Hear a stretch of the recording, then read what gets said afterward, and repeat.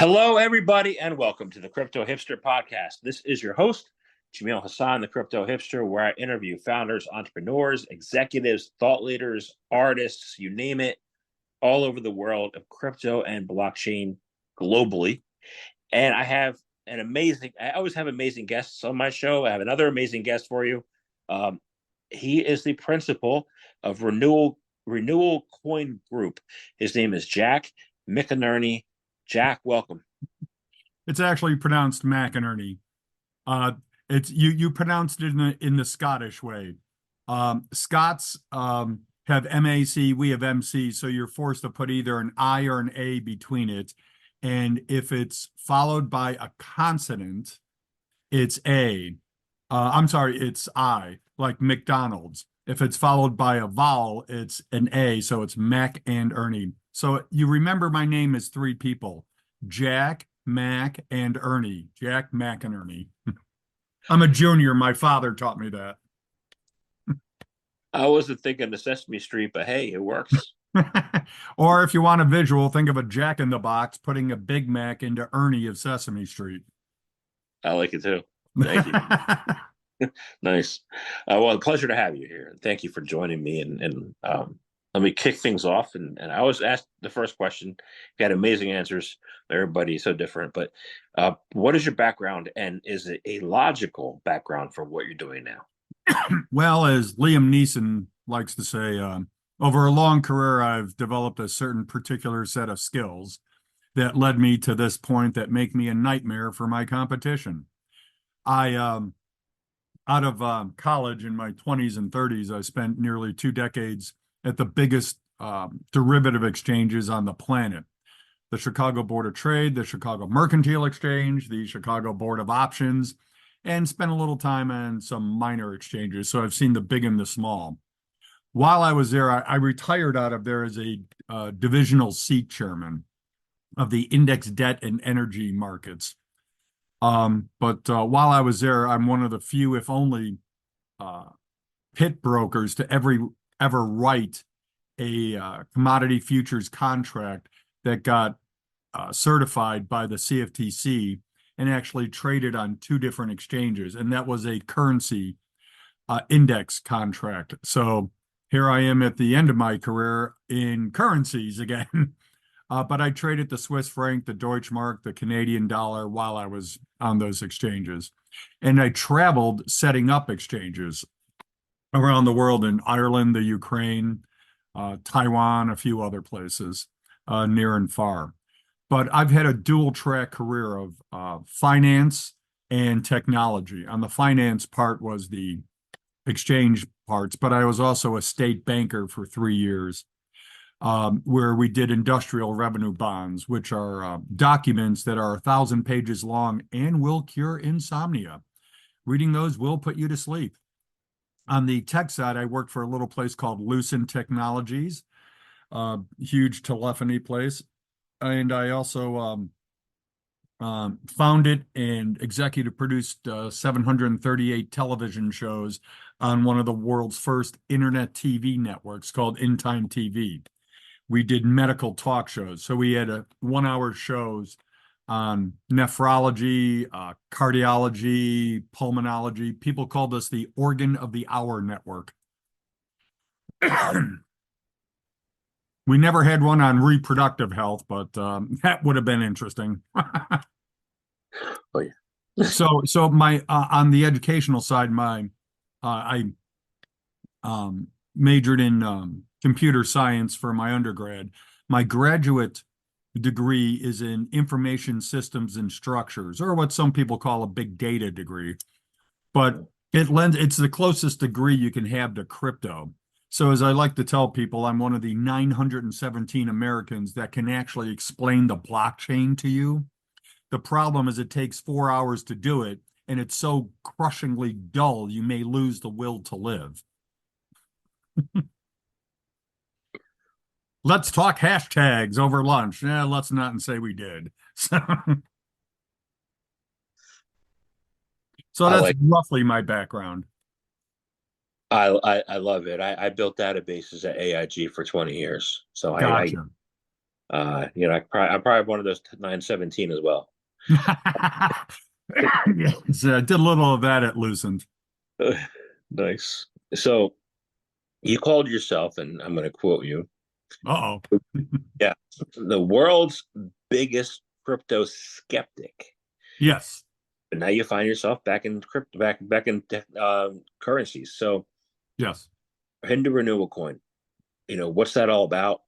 What makes it such a unique opportunity, and why, as a skeptic, are you building a crypto? Thank you for asking me four questions at once. God, are you a member of the press? Let me start with my crypto journey. I have two crypto journeys. My first one is simply watching the price. I knew what Bitcoin was right off the bat because of my academic training and my banking career. And when Bitcoin hit $300, I laughed out loud. When my ex-wife, who was right about everything, was buying it next to me in bed at 3,500 bucks a coin, I giggled at her. She was a surgeon and she knew what to do with a scalpel, and I slept next to her, so I didn't have the guts to laugh at her. So I just giggled. When Bitcoin hit 30,000, I laughed hysterically. When it hit 68,000, I stopped laughing, had a moment of reflection, and asked myself, Jack, is the rest of the world crazy? And is Jack right? Or am I missing something? And after a moment of meditation, I determined that yes, I was right, and the rest of the world was still crazy, and this thing was going to bomb. And it then proceeded down to $13,000, and I felt vindicated. Well, last month it hit $73,000. So much for vindication. So that was my first crypto journey. My second crypto journey is what psychologists call a triggering event. I was at a corporate function, I think at a law firm, and after hours, kind of like a cocktail party, introducing new customers or clients or whatever. And the place is packed. And I'm sitting there minding my own business, having my adult beverage, and I'm getting cornered, literally in a corner. And this guy turns around and he's in my face, and it's Bob. And Bob is what we call a Bitcoin maximalist. Now, there are several definitions. Let me treat you to my definition. A Bitcoin maximalist is anybody who's purchased Bitcoin under $200. And to the person, they all think they're geniuses instead of very, very, very, very, very lucky. And they say the same things like, I saw the wave, I saw the future. They're having visions. And, and they then proceed to then say, this will cure poverty. It'll cure cancer. It'll stop the whales from being nuked. It'll take straws out of turtles' noses, or what, it'll calm the seas. Okay. And these are people you should just calmly agree with and try to walk away from. So, but I couldn't. So I was trapped. So since I was there, I decided to ask the question. I go, Bob, I actually know what's going on from an academic, granular perspective. I can tell you how hashtags work. I won't because it would bore even you. But I just have one question. And I'm using my hand at my chest and I raise it to my forehead during this conversation. Palm parallel to the ground for you audio listeners. And I asked, Bob, how can 100,000 mostly young men with advanced computer skills and diminished social skills who couldn't find a prom date to save their soul, who've never met each other, how can they take something that are just lines of symbols, not even computer code, take it from dust and make it worth $1.2 trillion, and then have it get cut in half, and then have it go back up to over $1 trillion? How is this metaphysically possible? And you'll probably want to watch the video cast of this when it's ever posted, you audio people. But remember, I'm cornered. Bob's in my face. He gets closer in my face. He takes out his two hands and starts moving them toward my face in parallel fashion. And he has an answer for this question. And the answer is, and I try to do this without cracking up. And he goes, Jack, and he gets this cultish look in his eye, very religious cultish look. And he says, Jack, you have to think of it this way. You have to think of it as 21 million people pushing behind it. And then he just keeps moving his hands in my face for another 5 seconds. Very awkward. And I'm looking at him when he finishes this answer. I was surprised he had an answer. And I go, Bob, that's fascinating. I then point to my cup and say what my grandfather said at these situations. I have to go to the bar and take the air out of my glass, meaning get a refill. That's a very Irish way of saying I need another beer. So I go to the bar. I then go to the door. I get out of there and I go home. And as Will Rogers said, the humorists from the 1930s, they called them humorists then and before comedians. And he said, I never met a man I couldn't learn something from. I learned a lot from Bob in that very brief encounter. And what I learned was there are tens, if not hundreds of millions of people who think just like Bob. And I said, maybe it's time to get over my skepticism. And I said, when the world is throwing money in the streets, buy fishing nets, catch the money. So what I did was I took a month off and finally decided to make my parents proud of me. Took long enough, and used my education and did a deep research dive in a very academic way on crypto.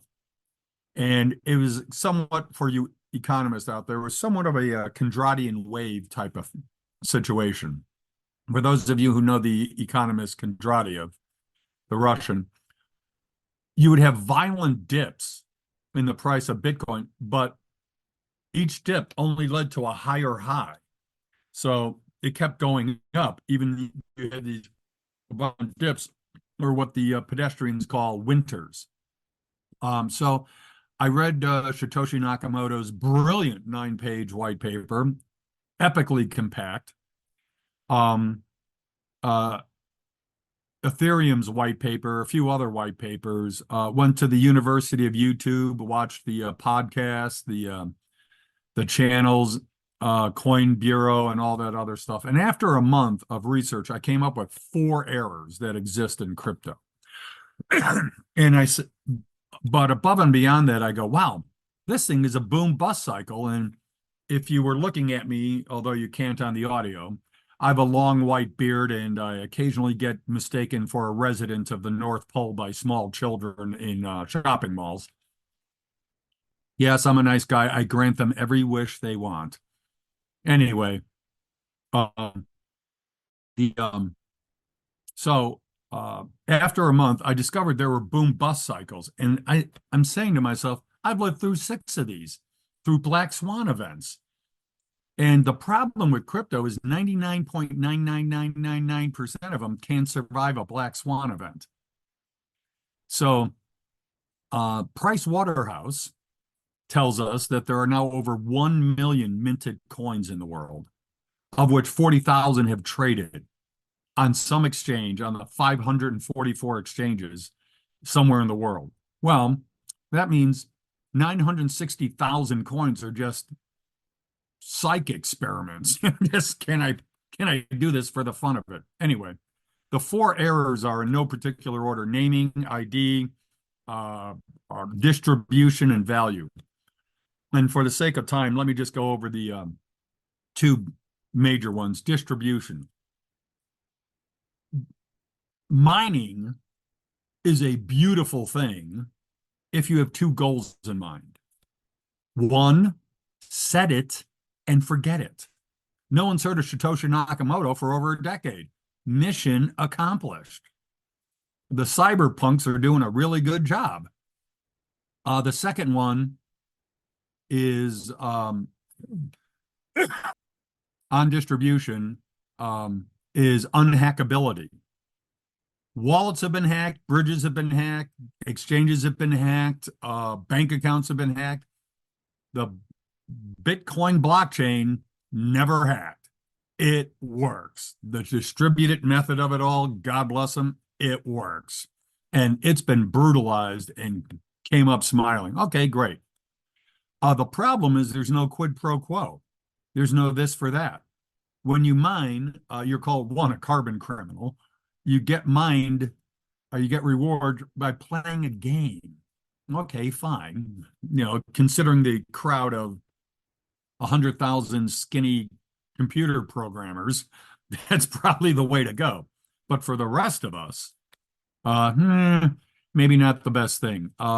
So the free market, God bless them, has come up with a cure for this called ICOs. And IEOs and IDOs, centrals, decentralized, whatever, same thing. So when you sell a coin, you get something as the coin issuer.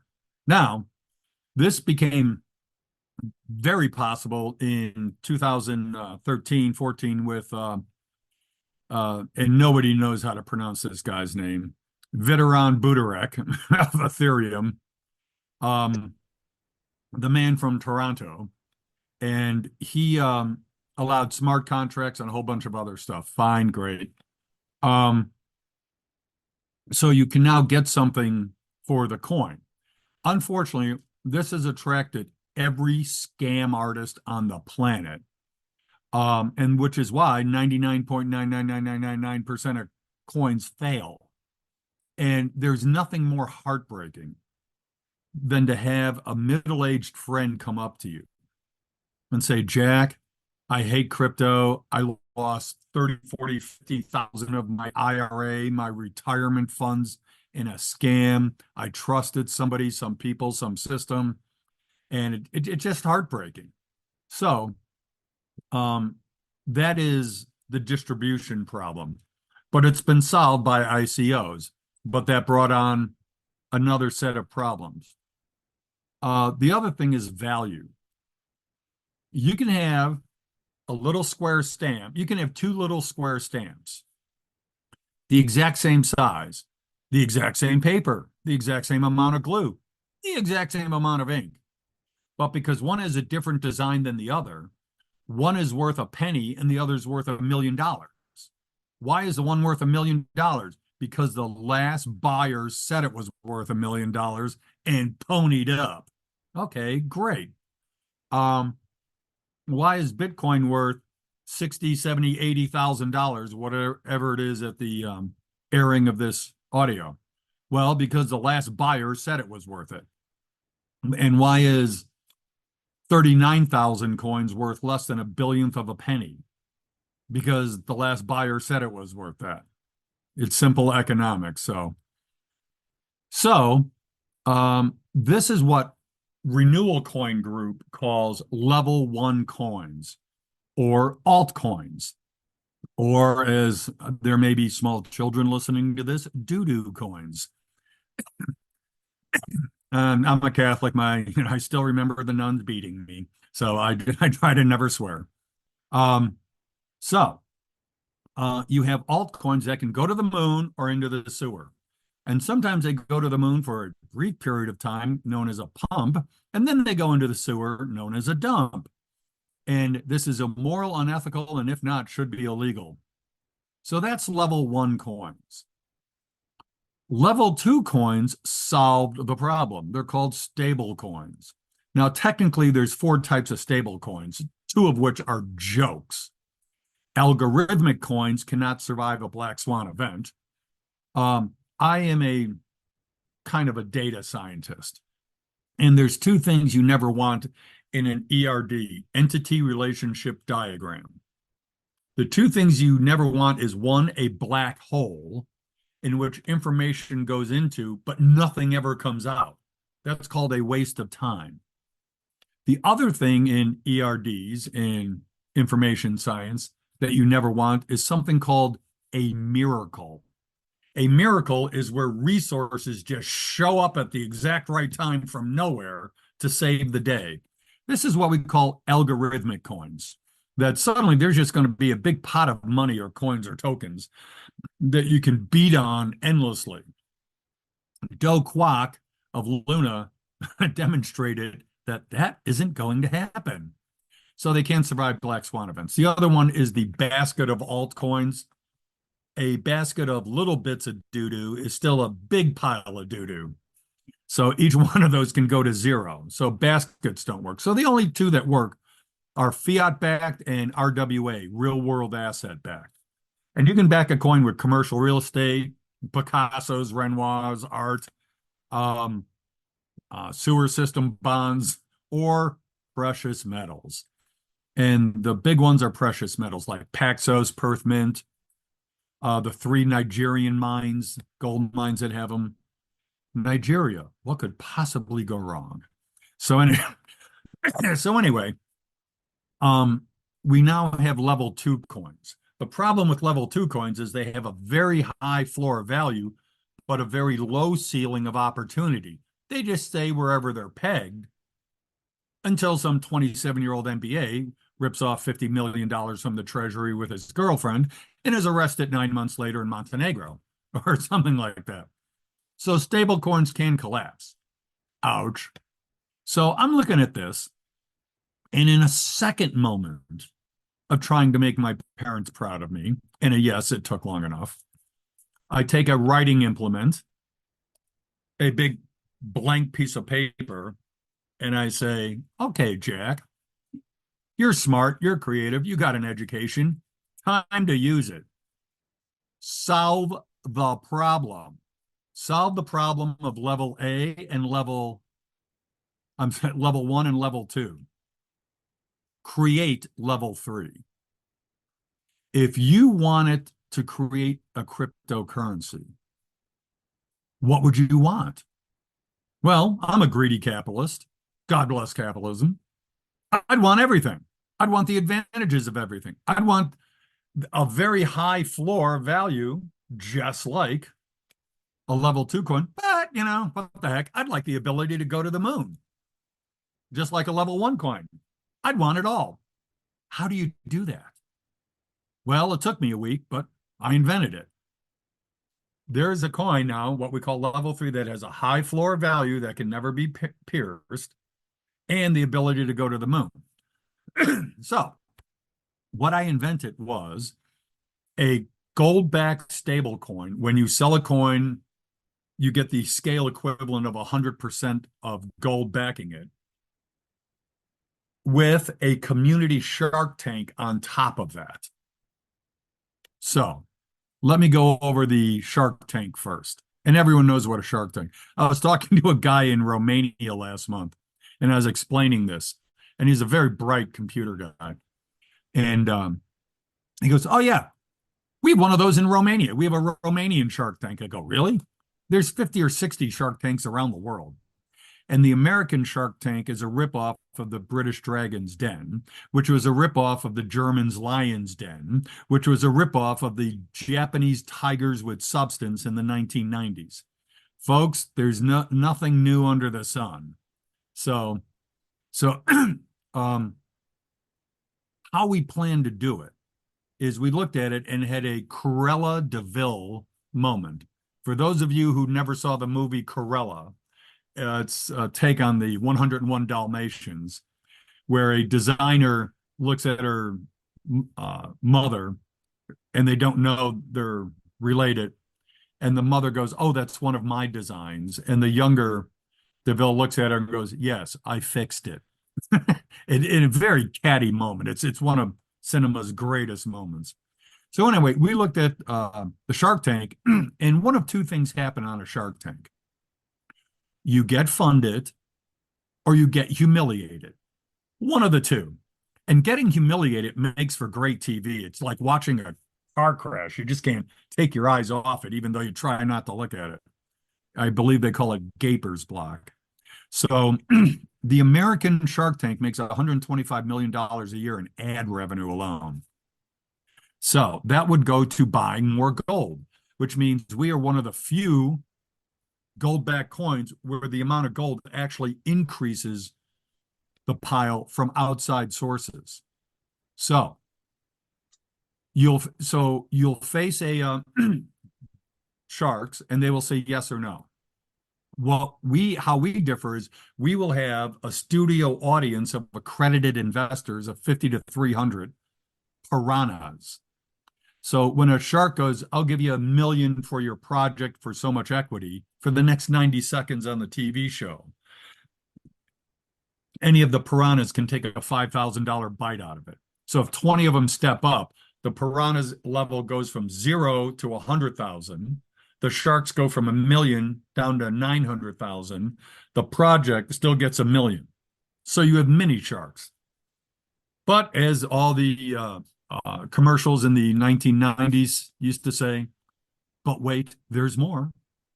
I hold in my hand this magical device called a smartphone. There are now over 6 billion people who now also hold in their hands a smartphone.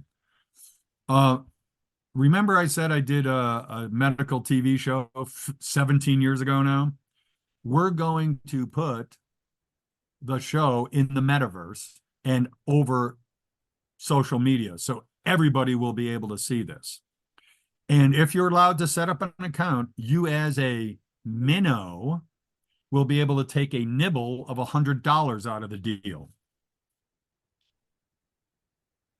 So getting back up to 60,000 feet real quickly for a tangent, when somebody creates a coin, they normally create the coin and then they try to build an audience around it, a community of like-minded people who just love that coin.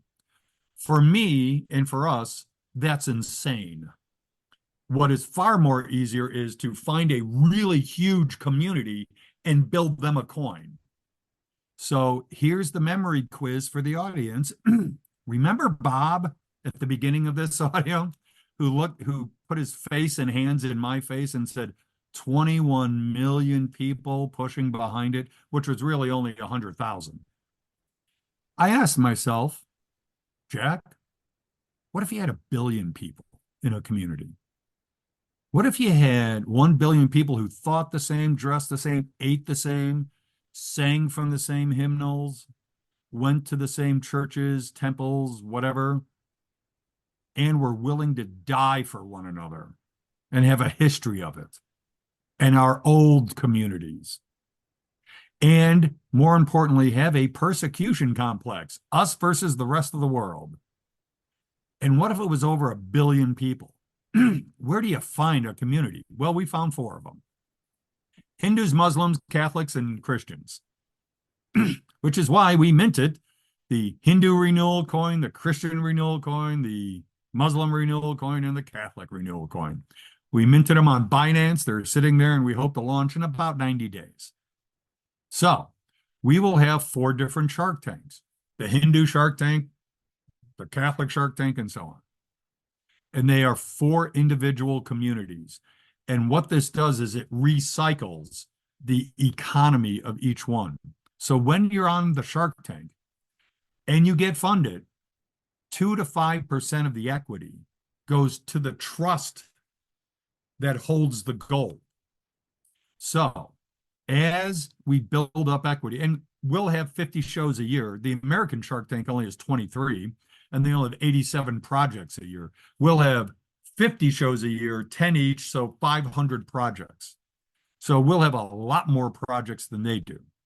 We think we'll have a 50% funding rate. We may have a 90% funding rate. Who knows? But I think we'll have at least 50. So in 4 years, we'll have 1,000 bits of stock. So we'll have the Hindu Entrepreneur Index. We'll create an index out of these stocks that you can buy and sell, just like the S&P 500. So when you think of Bitcoin, Litecoin, Dogecoin, any other coin, think of it as a thermometer colored in blue. And all the value of it comes from being on the blockchain. When you have a stable coin, like USDT or whatever, it comes from the underlying thing. So imagine that in green. With Renewal Coin, the bottom part is yellow, meaning what represents gold per coin. The middle part is the equities, green, and the top part is blue, being the value of being on the blockchain. So when people say, well, why didn't you make it an equity coin or a gold coin? I say, well, we give you the world within your community. Since 1980, the price of gold has gone up more than threefold, almost fourfold now. The S&P 500 since the 1980s has gone up 40-fold. So what would you rather be in, gold or equities? Well, you're in both. You don't have to pick. So we solved that for you. And this is where the arbitrage level comes from. So as the equities grow, the base bottom price of the coin keeps going up to where it just can't go any lower. 2,000, 7,000, 10,000 years, gold has never been worth zero. Neither is the stock market. Stocks have gone to zero, but not the market itself. So any questions to this point? Or have I overwhelmed you? No, you answered like 5 of my questions. So appreciate it. I trying to think of holes that I could poke in what you were creating here, and how do we stop the criminality? Yeah, no, I mean, I remember I was an ICO advisor on ICO bench, and I mean that was crazy times because the projects most of the projects look down upon the ICO advisors. I remember getting a contract where somebody was like, "You're going to be you as an advisor are going to be responsible for all of our expenses," and I'm like, "No, I'm not. I ain't signing that." But it was scammy. What you're talking about doesn't seem, and it's not scammy, but you said you're going to put everything on the metaverse, and just do these communities around the world, all of them have access to the metaverse. Are they going to have the opportunity to be these, which called piranhas or minnows or whatever, minnows, and if they're living in countries and where they don't have access to the metaverse. So if you are a Hindu in North Korea, you're SOL. You don't get to be on it. So our goal, our fat, hairy goal, as people say, is to get 1/10 of 1%. If that, we have 4 times the audience of the American Shark Tank. We have 10 million people. If we have 1% of the tribe, we're just blowing it out the doors. We have 100 million people. We are the biggest thing on earth at 1%. So I don't really, so there's not really a hole then. So I'm just trying to see. Well, you missed the one thing, the criminality. How do we mechanically stop it? Right. The scale. So it's the go to market, the GTM, go to market. Most coins drizzle a little bit at 1 penny, as an example, to the insiders that pay their expenses. They then go to the public at $1, and then they artificially pump it from $1 to $20. They dump it at $15, $16, $19, $20, get rid of their stash, and then it just collapses on its own weight down back below a penny. This is how the typical pump and dump works. Okay, how do you prevent this? How do you structurally do this to where you can do a Satoshi Nakamoto, set it and forget it? We invented the scale. We have 100 million coins. That's all there'll ever be, 100 million. And we don't clock it out every 10 minutes. Someone can come in and buy it all the first day. Good luck. But here's how it works. We sell a bunch of coins at $1, then $2, $3, $4, $5, all the way up to $1,000. This prevents the pump. If you look deeply into our asymmetric scale, it would cost around $30 million to move it from $15 to $25. So it's almost impossible to pump it. But even if you did, you're now at $25 and you're dumping everything. Okay, fine. It can only go down to no less than half.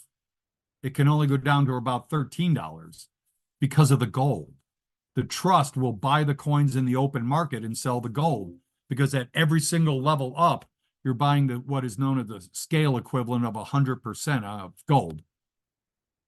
Now, when the equities come in, and the Shark Tank is having their weekly shows and getting equity every single week, if it just starts resting at the $25 area, the base bottom strip and go naked buying will go from 13 and slowly rise to 14, 17, $20 and have upward pressure because of the increasing value of the equities.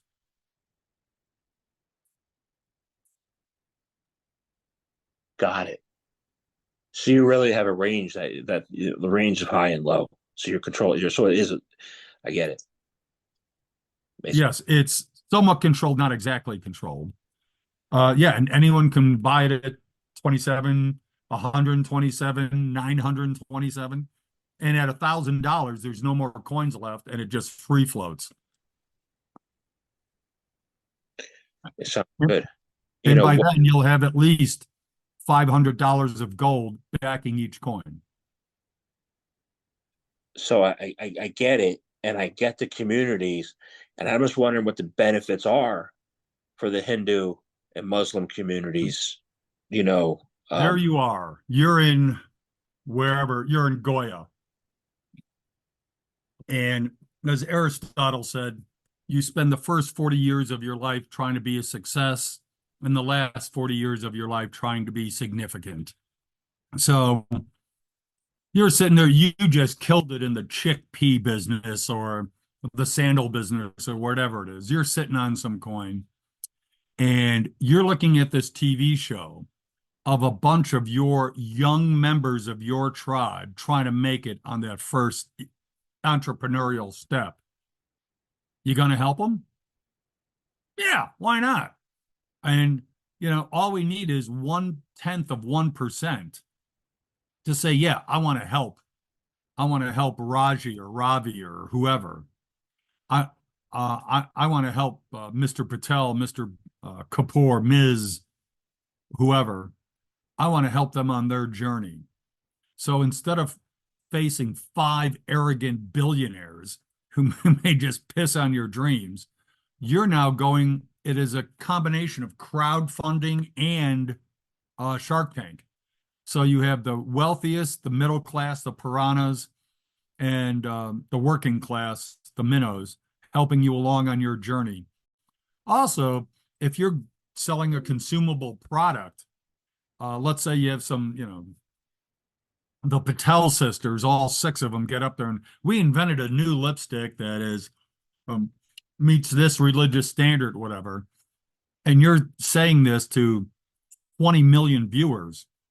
You just got free advertising to 20 million possible customers, and they're going to buy your product. So it's a feedback loop within the community. It's an economic feedback loop. I understand that. And in the Muslim community, things have to be Sharia compliant, right? No, they have to be halal. Haram is bad, halal is good. So you'll go into a halal restaurant. What a lot of people don't understand about halal is it's more than just food.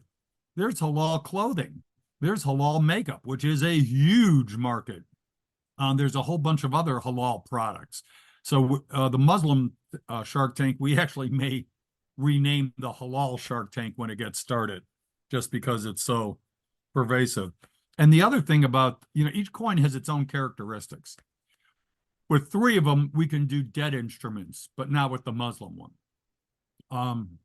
There is Sharia lending, which as a state banker, we actually had a department of Sharia lending. So again, it's that Liam Neeson accumulation of skills over a long career that helped this project.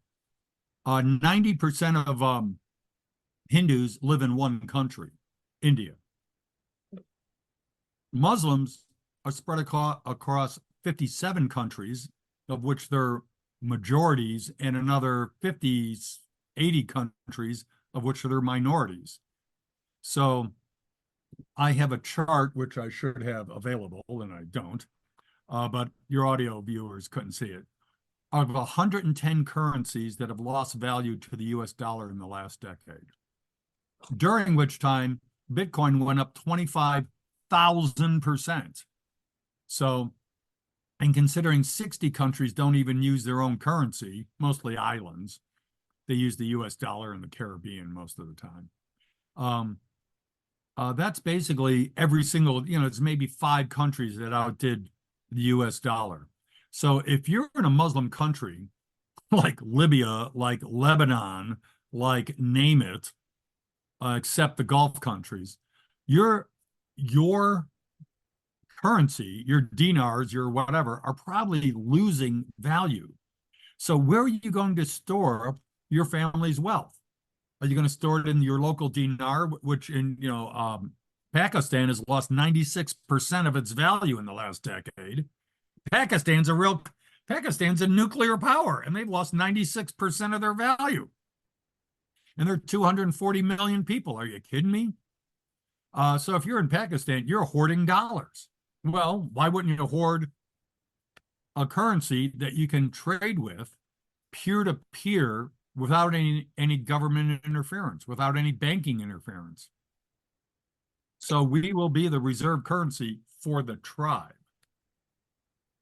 That sounds good. Makes sense to me. So you have, all right. So I'm going to talk about distribution, right? Sure.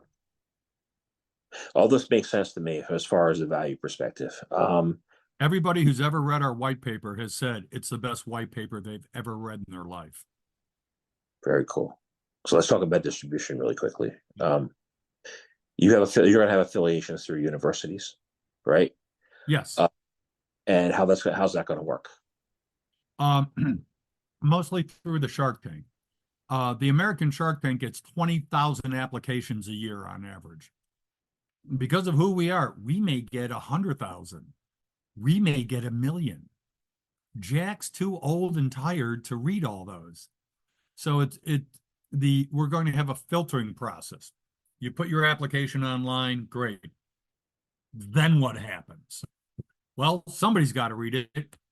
We are going to multiple universities, and we're going to have nodes, pods, cloisters of MBA students, 4 or 5 in a cohort, get 100 to 200 to 1,000 applications, and they're going to go through them. What's in it for the university? They get mentioned on the show, and they become world famous within their tribe. What's in it for the professors? They manage the student cohorts, and they manage their success. What's in it for the students? They get college credit, they get a few coins, and they get a little tiny bit of equity in the things they approve if they're funded. So they have an incentive to do this.